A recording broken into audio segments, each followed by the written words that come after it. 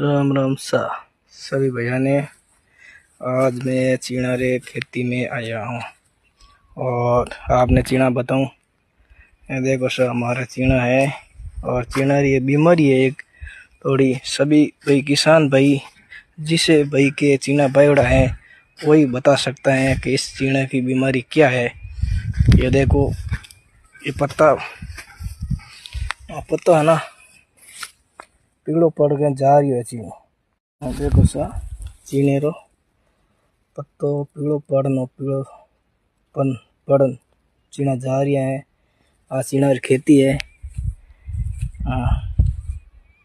और जिस भाई को चीना बायोड़ा है सालों साल बाद है वो नहीं मालूम है कहीं चीना में दवाई लेनी है कमेंट में जरूर लिखे सा। और मैंने राय दी जो मैं ही छिड़काव कर सका।